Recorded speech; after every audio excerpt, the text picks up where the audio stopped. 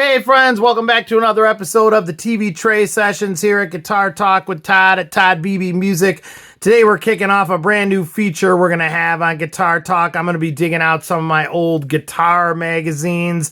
I know many of you have these too and love these. Maybe you collect them like I do. I'm going to talk a bit more about that at the end of the episode. Basically what we're going to be doing on these episodes is just flipping through a classic magazine that maybe you've never seen before, or maybe you had it and it'll be great for you to revisit it. Just going to kind of turn the pages here and go through it with everybody here on the channel, and maybe certain things that stand out we're gonna talk about more. So Guitar Player Magazine, this is the classic March 1976 issue with Richard Betts, Dickey Betts, talking about his slide technique, which is a very cool and kind of rare thing to hear Dickey talking about. But keep in mind, Dickey did all that great slide stuff in the 70s. After we lost duaneallman, all that stuff you hear on slide guitar on the Allman Brothers records in the 70s, going all the way up into the time when Warren Haynes was brought into the band in the late 80s. Anything before that, after Duane unfortunately passed away, that's all Dickey. So let's just kind of flip through this and look at this. We have Richard Betts, Luther Allison, Craig Chaquiso, and Neil Schoen, which are just both awesome players. Matheny, Goodrich, Lutz, Dave Laibman, and an article about harp guitar and a free Gretsch giveaway. Guitar Player Magazine cost $1 in March of 1976. Let's kind of flip this open here and take a look. All right, so right here on the left, we have Marlo Henderson and an advertisement for Ibanez guitars here. And you have a Guitar Player ad here, a blessing from heaven in GP's next 12 months, 96 interviews and features, 144 how-to columns, 720 pages just for guitarists. Isn't guitar worth just $11 per year? Don't miss out. Subscribe now. I love this. That's why I'll never throw away these old classic issues of these old magazines. They're just great. I know you guys love them too. Table of contents.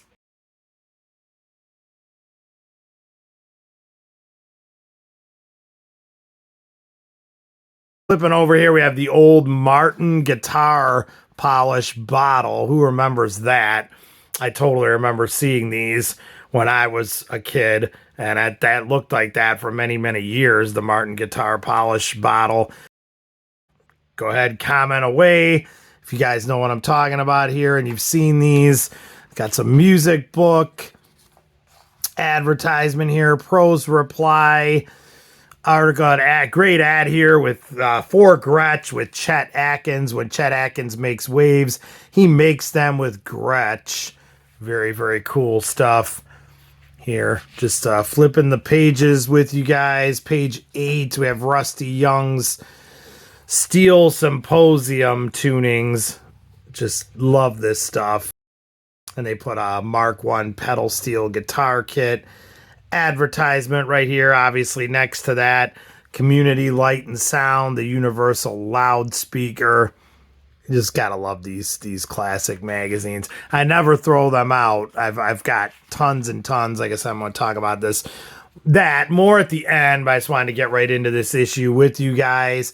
Pat Metheny and Mick Goodrich, and we have a Takamine ad here on the right.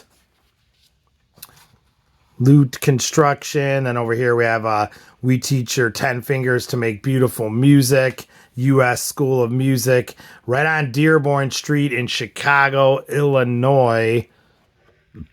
Crazy. All right, Luther Allison, one of my favorites. We love Luther on this show. Saw Luther many times before he passed away. Some of the standout things here I'm just going to talk to you guys about. I get compared to Hendrix, but I never saw him. Luther states, I've only got one of his albums. Maybe I remind some people of a guitarist they really respected, but I get that without really having listened to him. Hendrix was too great for somebody to just come by and copy him. Motown could make me look like Hendrix. and they could make me sound like Hendrix, but I don't want that. I don't want that route. I want a blues route. This cool stuff here. Up here at the top, Luther's talking about my trip was that I wanted to sing gospel. He recalls, I didn't think you could do that in bars if you were really devout, but I liked the gig my brother had. I learned from him and by playing in his band and from jams. I used to sneak in to see Otis when Mighty Joe Young was his rhythm player. I'll tell you like it is. I'll put Otis Rush next to any guitar player or any vocalist in any bag of music, and I don't know a better pattern for rhythm than Mighty Joe. I snuck in to see them when there was a lot of jamming, rapping, drinking, and learning about each other in the Chicago blues clubs. That's how the Chicago musicians did it. Today, you can't find that. I bet it's been 4 years since I played a black club in Chicago, and that makes me mad. So Luther reflecting there on the state of Chicago blues and the clubs in 1976. We have an Alvarez guitar commercial cut out here from this side when whoever originally owned this actually entered to win this beautiful Gretsch broadcaster, a $550 value. Wonder if they won. Very cool. They actually cut that out and mailed it in. It's how it was done in the good old days. I love it. All right, GHS strings made right in Battle Creek, Michigan. They still are in 2025, so that's great to see. GHS boomers still around from way back in 1976. That's awesome to see they're still going strong. Craig Chiquiso and Neil Schoen, obviously, Jefferson Starship and Journey, of course, talking about their careers here on page 18 of this magazine. You gotta hear this. This is an ad for Gibson over here when Norlin actually owned them. You gotta hear this ad for a Gibson acoustic guitar, the sensitive sound of Gibson, another quality product from Norlin. Keep in mind, all through the 70s there, Norlin owned Gibson guitar, and they were based out of Lincolnwood, Illinois, even though they were still being made in Kalamazoo at that time. At that time, I should point out, the Gibson factory of present day down in Nashville, Tennessee, was starting to be constructed down there. We've talked about that many times. So that took place in the mid 70s with Gibson eventually moving to Nashville full on in about 1984, and they've been down there ever since. So cool to see an old ad here from the Norlin era. We have an article over here by Dennis Hensley all about the harp guitar. Very cool to see people play those. I always love to see Michael Hedges play that when he was alive. Just great, great stuff. Ad for Randall over here on the right with Dolly Parton. Dave Leibman, master of ragtime guitar, here on page 22. Page 23, we have a Guild ad right here for the S100 solid body. It'll change your mind about electrics. Like I said, I love flipping through this. Okay, here's our cover story here about Dickey. On the cover, they called him Richard Betts. We know him as Dickey Betts. I think Dickey was going by Richard in the 70s, which is why on his Highway Call album, it's titled as Richard Betts. In here, we have him referred to as Dick Betts. So numerous names here, all the same guy. And of course, we love Dickey. I was around Dickey several times. What an influence on me and so many other people. This is a great article by John Sievert talking about Slide. So let's kind of read the intro here. It has taken Richard Betts a good while to walk out from under the long shadow of duaneallman, but it is clear that he has made the journey. In the 4.5 years and 3 albums since he inherited the immense role as essentially the sole guitarist in the Allman Brothers Band, he has forged his own unique, instantly recognizable sound and style, part of which includes the use of slide guitar. He has also generally become the most upfront man in the band's live performances and has produced more than half of the group's original songs on the albums, tunes that include such ABB classics as Elizabeth Reed, Les Brer in A minor, Blue Sky, Ramblin' Man, and Jessica.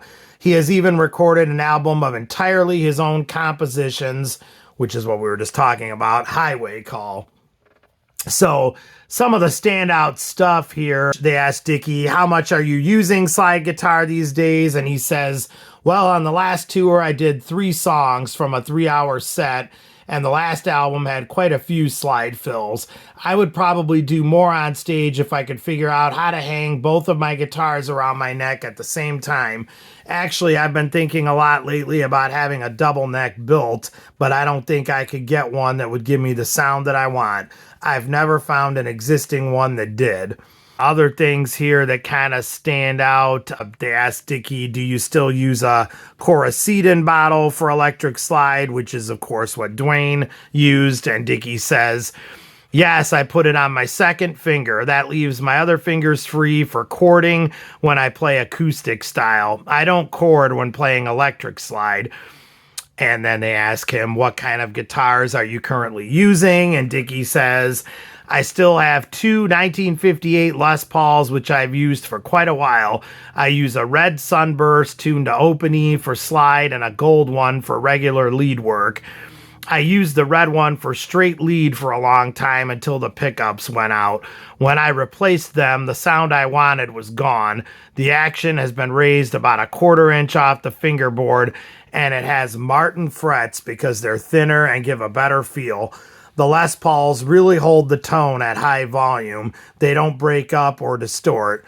I have a Dobro that I use for acoustic slide and a Martin D28 for other acoustic things. Just awesome stuff here to see these old articles with Dickey.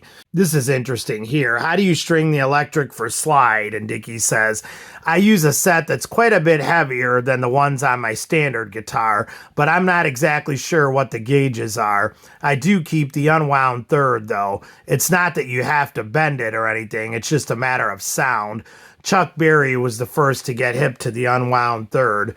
B.B. King told me once that you should use the biggest string you can play because the bigger the string, the more tone you're going to get out of it. There's no way you can get the full tone out of those light spider web strings. I try to use just as tight and heavy a string as I can work with for 3 hours without my hand falling off. So that's interesting because B.B. told me, and obviously it's a very well-known story in guitar folklore at this point in the game, in 2025, that Billy Gibbons had that conversation with Beebe saying he was trying to get his sound, and that's why he was using super thick strings. And Beebe told him, why are you fighting? You should try using lighter gauge strings. So Beebe did use lighter gauge strings towards the end of his career, and I was around him a ton in the later years. 1976, I was not around Beebe at that time, so at this particular time, it looks like Beebe was using heavier gauge strings. Somewhere along the way, he changed his mind about that, and what a tone from both Dickey and Beebe. Whatever they were doing, we can keep learning from both of those guys. Just the tone was just incredible and to die for. Other things here, they asked Dickey, who are some rock slide guitarists you listen to? I like Lowell George from Little Feat. Who's that guy who plays for J.J. Cale? And it was Mac Gaden. He does some really mellow gut string slide and some slide with a wah-wah. Actually, I don't listen to too many contemporary players because it's impossible not to be influenced by them. I listen to people who are doing different kinds of things than we are. So that picks up again on page 34, which we will revisit when we get to page 34. Over here we have Hot Dot, the sub-miniature guitar transducer that outperforms them all. So you get to see the ad right here. When the remarkable new Barkus Berry Hot Dot transducer was recently introduced, the skeptics found it almost impossible to believe that so tiny a sensing device was capable of capturing the depth, clarity, and brilliant tonal quality of a guitar. They listened, they believed. Be a skeptic. Listen. Put the Hot Dot through the toughest test you can devise and come away convinced that there is truly no guitar sensor equal to the fantastic new Hot Dot transducer, our little giant. Barkus Berry out of California made. I knew a ton of people that swore by those, so they had like a very good reputation, and obviously one of the earlier routes into amplified acoustic stuff instead of just putting the acoustic in front of a microphone, which some people are still doing that in 2025, but that was one of the earlier ways of getting into what we currently have with great companies like LR Bags, which is what I use. That was one of the earlier branch outs of getting into amplified acoustic. Neat to see. Jim Messina got an ovation. We got an ad with Jim over here. 4 ovation guitars.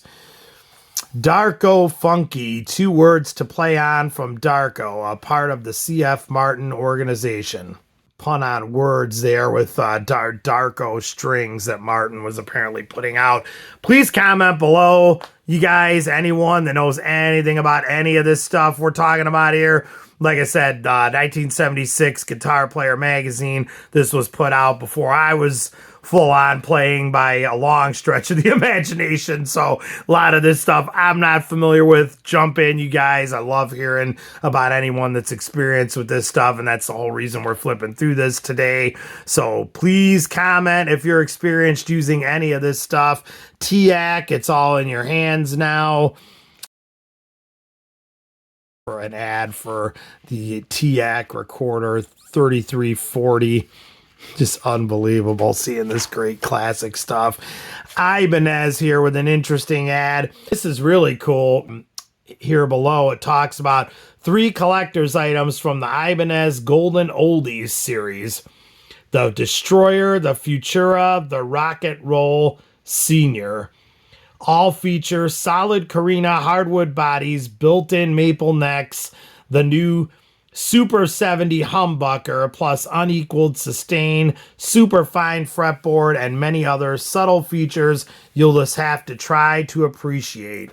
So this is interesting because in 1976, the Modern, or the Modern, however you prefer to say it, from Gibson was not available. No one had seen an original one, and still hasn't as far as I'm concerned. The argument is always made that Billy Gibbons showed his, but I've never seen a full-on video. There's just that one kind of bad picture of him in a car, and it's supposedly sitting there, but you can't really see it. So I'm going to still go with the fact that the world has not seen an original Modern guitar. And of course, my friend Rendell Wall played the original one. He got out of the morgue. I'll put my links below in this video where you can read my interviews with Ren. He played that at the Barn Theater and took it out of the morgue and put it back and never saw it again. But that was the original Modern. By 1976, people were really wanting remakes of those old classic all Carina guitars like the Explorer, the Flying V, and the mystery guitar, the Modern. And by the early 80s, Gibson started putting out the Heritage series. We featured one of the Moderns on here. We're going to have more on here as well. And those are just great guitars, all Carina, and they did the Flying V and the Explorer as well. But it's interesting that these models were called the Destroyer, the Futura, which is also a Gibson model. So it's kind of interesting they called the Modern shape the Futura, and the Rocket Roll Senior, which is obviously the Flying V.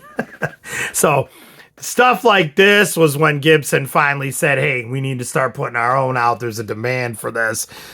Great stuff to see here, though, from Ibanez. Herb Ellis recommends the master chord rule. I don't endorse anything unless I really feel it's worthwhile. Cool to see there. The new concept makes chord books obsolete, where you just slid this around and you can figure out the different chords. Just really, really neat stuff to see here from 1976. The continuation of the Luther Allison article. Love and miss Luther. What a great guy. Ad over here on page 33 for Guild Strings. We have the Richard Betts article. Finishing up here, let's just kind of read the ending. They asked Dickey, got anything to add in the way of advice for budding slide guitarists? And Dickey says, The main thing I try to impress on people who ask me for playing tips is that they should study more than the contemporary guitar players. People tell me that they want to play like Billy Gibbons or John McLaughlin. The way you develop your own style is to go back and listen to the pioneers and hear where the new players are coming from. You must develop a strong foundation for your playing. Study Robert Johnson, Blind Willie McTell, Elmore James, Muddy Waters, and people like that, and see what the elements of their style are. When you do that, you'll see the contemporary players in a different light. Otherwise, it's hard to get out of just copying what the new ones are doing. That's like fantastic advice, if ever there was, I believe.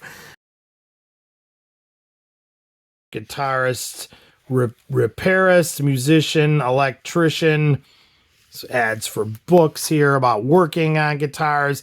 Univox guitars, I remember them, coming out of Westbury, New York. JBL, which is still going strong today, introducing the Ice Cube. It can go all day and all night and still keep its cool. Here's why.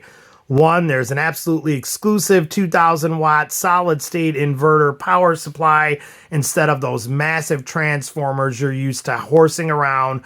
Total weight is 35 pounds. Two, there's a thermally activated 2-speed fan that runs low most of the time and kicks into high when the going gets hot.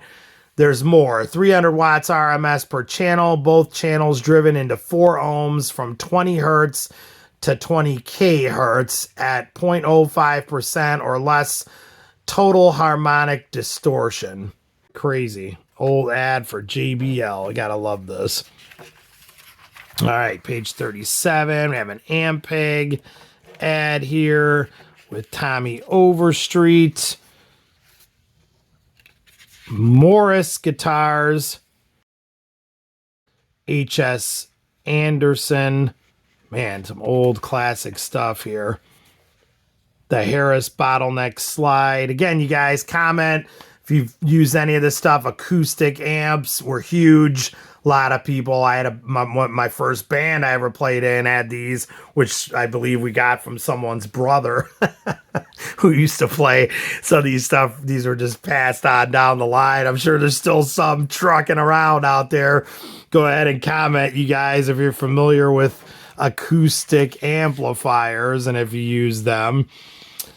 Get serious. Got a Bose commercial here. Shure microphones, unbelievable, when they were made right in Evanston, Illinois.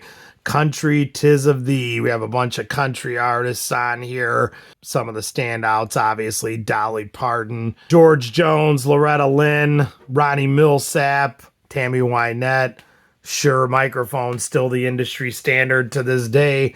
I'm using an SM58 every week. I'm sure many of you are too. Let's comment all about Shure. Guild monster pick for owners of 16-foot guitars and other curiosity collectors. We're offering a giant 4.5-inch by 3 5/8 inch pick, only 50 cents each.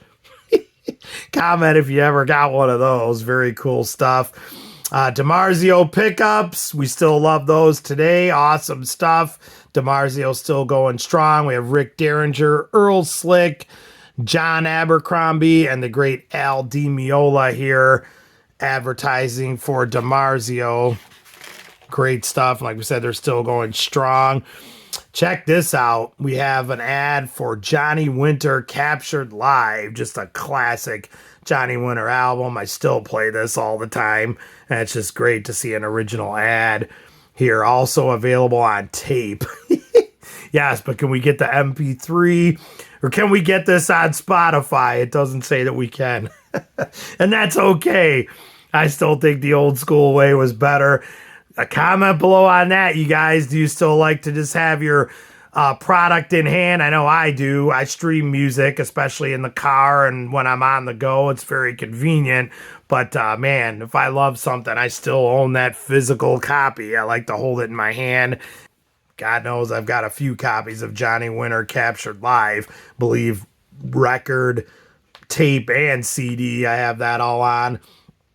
Guitar Tribute to Jimi Hendrix Special Edition. This is a very sought after issue of Guitar Player for years. We're going to be featuring that on this show at some point as well, because I do have that one. New generation of guitars, Electra Omegas. I remember seeing Electra guitars all over the place. They were like a big thing, and they just never really stuck around. But for a while there, they did. Old Guitar Center advertisement. That's hilarious, when they were mainly, Seattle, San Diego, San Francisco, Hollywood, definitely a West Coast thing at that time in 76. D'Addario, our favorite string. We use D'Addario to this day. Which nylon string will have better tone? The rounder the string, the truer the tone. D'Addario classic guitar strings. That's great stuff to see. And man, D'Addario still going strong today. My favorite string, hands down. Another ad for Guild. An introduction to stereo. Yamaha ad over here. Just awesome stuff. Okay, here we go on this page. Peavey, of course. We love Peavey. I still have my Peavey heritage that's going strong to this day, but the old Peavey Deuce and Mace and all these old classic amps made by Peavey right there in Meridian, Mississippi. That's just great stuff. The warm glow of power from Peavey. Man, those old Peaveys were just going strong. Lynyrd Skynyrd used them. Like I said, I still have one I play out all the time. It was made right around this era in the mid to late 70s.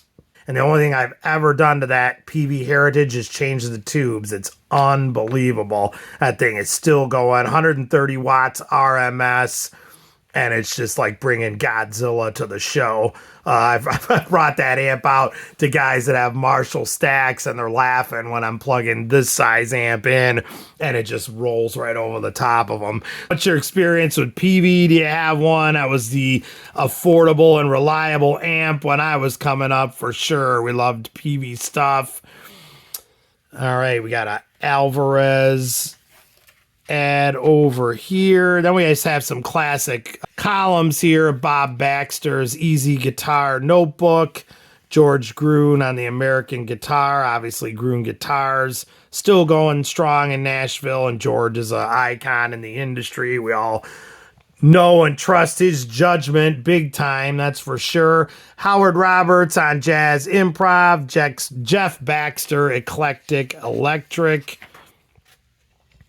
The Complete Musician, electronic guitarist, modern bass guitar, classical guitar, Steven Grossman on Dave Laidman, guitar seminar on comping. Just great stuff here. Some of the classic questions before you could just find this stuff out on the internet. So let's see if there's anything that stands out here, and I'll read one. In the August 75 issue of Guitar Player, Lee Ritenour said he had a stud tailpiece put on his Gibson 335. Why?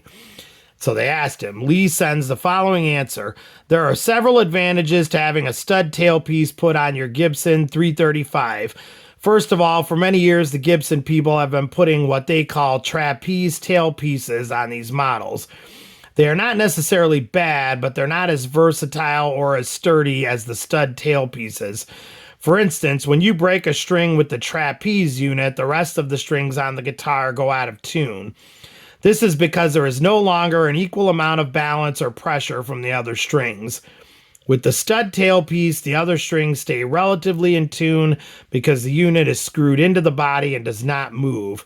Also, the sustain of the guitar is greatly improved because the strings are vibrating from the metal tailpiece, which is screwed into the body. John Cruthers informed me of all these advantages when I was considering the change. He is the expert guitar repairman in Los Angeles. Almost every professional guitarist in LA goes to John at Westwood Music. He knows what he's talking about. The greatest advantage to the stud tailpiece is that it can be raised or lowered, which changes the tension of the strings. It does not change their height. If you lower it, the tension becomes tighter and more taut, which is better for bending strings and getting sustain. If you raise the stud tailpiece, it is less taut and therefore better for guitarists who use heavy strings. So very cool. Back in the day, you would write to Guitar Player in Saratoga, California, and get some answers here instead of just going online and looking things up. It was rougher time, I guess you could say, but you know what? There's a learning curve to all this. I always say I'm kind of glad I didn't just come up as a kid where the internet was instantly accessible, because a lot of that stuff where you're trying to figure out what someone's doing or playing, that's how you stumble onto other things, and that's how you get your own style. So sometimes an instant answer is not something I think is the best way to go, but chime in. Let me know what you guys think. We have some new features here, new products that they're talking about, some Ibanez electrics, and we have album reviews. Kenny Burrell, Ellington is Forever. Steve Howe's Beginnings came out in 1976. Otis Rush's Cold Day in Hell. And these were all reviewed by Don Men at that time. We have another subscription flyer stuck in here for this. It's stuck to the page. I think we're just going to leave that alone. Book picking. We got some book recommendations here on the back by Barbara Human Chris. And then we have Eric Clapton ad back here for Music Man amplifiers. Very cool old ad of Eric. And then the back cover here of Guitar Player magazine.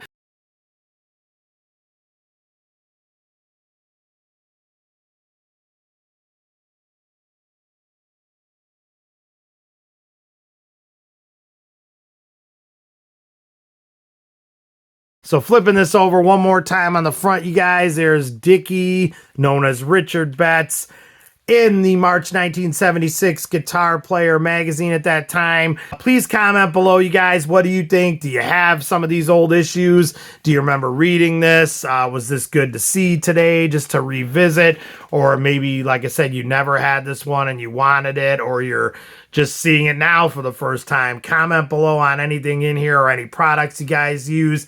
Like I was saying at the start of this video, this is a new feature we're going to be doing on Guitar Talk with Todd. I have tons and tons and tons, I can't say that word enough, of old guitar magazines going way, way back to 1976 and even beyond that. When I got the guitar bug, I started subscribing right away to Guitar Player magazine.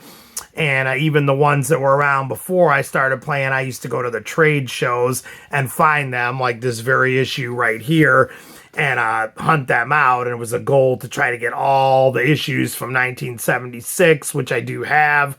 So we are going to be doing that a ton moving forward. I'm just going to make a playlist of vintage guitar magazines. Guitar Player magazine, many of you may know, sadly folded in 2025. It is no longer available in print form. That makes me very sad, because Guitar Player was always like the elite magazine. Back in the day, I would always hear players say, oh yeah, but he's on the cover of Guitar Player.